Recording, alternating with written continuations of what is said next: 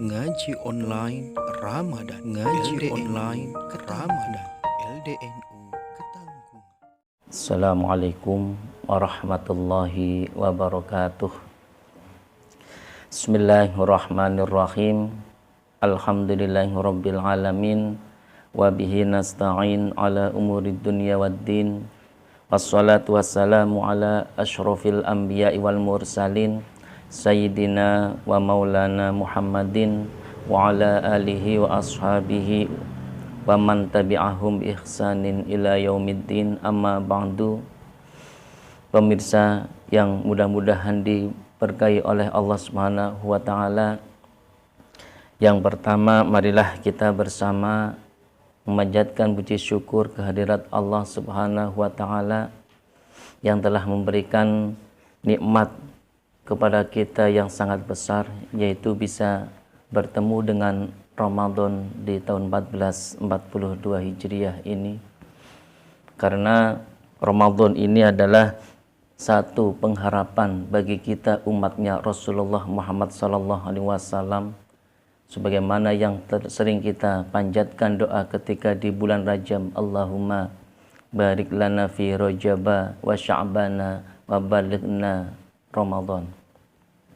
Ini doa kita sudah terkabulkan oleh Allah, sudah dijawab oleh Allah, kita dipertemukan dengan bulan Ramadan. Memangnya ada apa sih dengan bulan Ramadan sehingga kok kita sebagai umatnya Rasul itu sangat diharapkan untuk bisa bertemu dengan Ramadan? Hadirin pemirsa yang dimuliakan oleh Allah Subhanahu wa taala, bahwasanya setiap kehidupan manusia itu tidaklah lepas dari yang namanya ujian dari Allah Subhanahu wa taala. Termasuk yang pada saat ini pandemi yang belum berakhir ini, bukan cuma hanya di Indonesia, bahkan di seluruh dunia sekalipun pandemi corona belum juga berlalu. Maka kita sebagai orang yang beriman harus bisa menyikapi bagaimana musibah ini, agar musibah ini bisa ada nilai plus di hadapan Allah Subhanahu wa taala. Hadirin pemirsa yang dimuliakan oleh Allah, bahwa bukan ombaknya yang besar, tapi perahunya yang terlalu kecil. Bukan ujiannya yang besar, tetapi hati manusia yang terlalu kecil. Begitu juga gambaran musibah yang melanda dunia ini, atau yang melanda di Indonesia ini, bahkan yang menimpa di pribadi-pribadi kita, individu-individu manusia. Sebenarnya bukanlah ujian Allah itu besar, cuman hati kita menerimanya yang terlalu besar. Jadi sekecil apapun musibah yang diturunkan oleh Allah akan terasa berat bagi kita. Maka sudahlah kita menjalani kehidupan di dunia ini yang enjoy saja. Ibarat kopi dalam kehidupan, mesti ada sisi pahitnya. Begitu juga manusia hidup di dunia, mesti akan ada pahitnya. Kita tahu bersama bahwasanya adanya ujian yang diberikan oleh Allah kepada manusia tidak lain adalah linabluwakum ayyukum ahsanu amala, untuk menjadikan manusia itu mana sih yang manusia yang mempunyai amal yang sangat baik itu di pandangan Allah Subhanahu wa taala. Hadirin yang dimuliakan Allah taala, kita mesti sadar bahwasannya payung itu tidak mampu untuk bisa menghentikan hujan, tapi payung bisa menghantarkan setiap manusia pada suatu tempat yang dituju.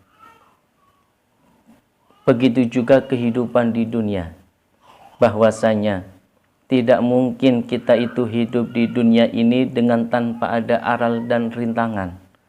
Tidak ada manusia hidup di dunia mulus sebagaimana dia itu harapannya semua bisa terkabulkan oleh Allah. Pasti ada satu sisi yang bisa menjadikan halangan dan rintangan.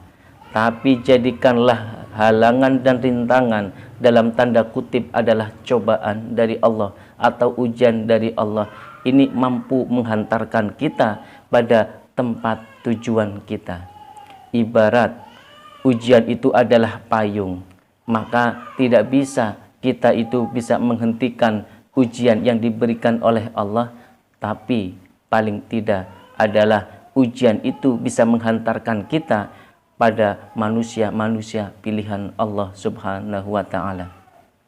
Pemirsa yang dimuliakan oleh Allah Subhanahu wa Ta'ala, bahwasanya ketika manusia itu diberikan ujian oleh Allah, maka cuman hanya satu permintaan oleh Allah, yaitu bersabar. Ketika banyak orang yang mengatakan bahwa kehidupan saya ini adalah kehidupan yang sangat sengsara, yang sangat berat, karena beban hidup dia adalah dipikul. Padahal kata Habib Abdullah Al-Attas itu kan mengatakan bahwasanya suruh siapa sih beban hidupmu itu kamu pikul.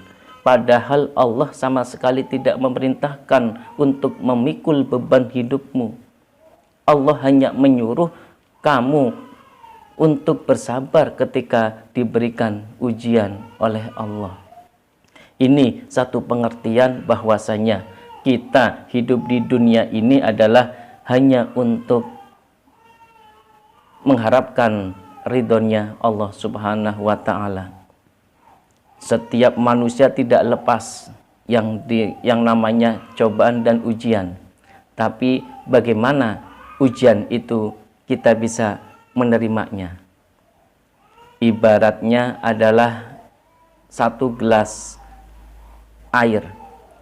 Seandainya kita taruh dengan 1 sendok garam, kita kodek atau kita kodek itu mesti akan terasa getir karena rasa asinnya. Tapi seandainya 1 sendok garam ini kita taburkan di sumur, lalu kita ambil air di sumur, mesti tidak ada pengaruh apa-apa air garam itu di dalam sumurnya. Begitu juga adalah kehidupan manusia. Garam adalah ibarat cobaan dari Allah, sedangkan gelas adalah hati kita. Seandainya hati kita itu adalah seperti laksana gelas, maka ujian apapun yang akan dikirimkan oleh Allah kepada kita, maka akan terasa getir, akan terasa pahit.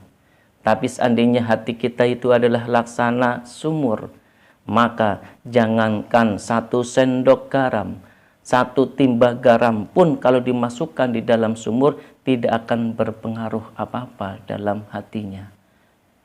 Hatinya akan terus merasa manis di hadapan Allah Subhanahu wa Ta'ala.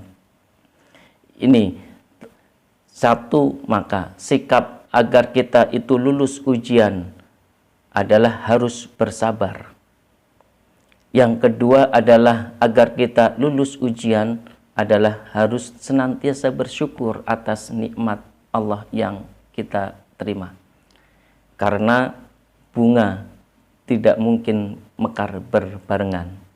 Mesti akan mekar silih berganti. Begitu juga adalah kita kehidupan di dunia. Jangankan dengan orang lain, bahkan dengan sekandung pun nasib kita juga akan berbeda. Begitu juga adalah kehidupan di dunia. Mesti bagaimana kita itu bisa bersikap syukur kepada Allah Subhanahu wa Ta'ala ini.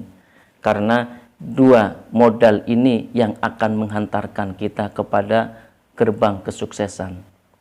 Karena pernah ada sebuah cerita, Waliullah Ibrahim bin Adham.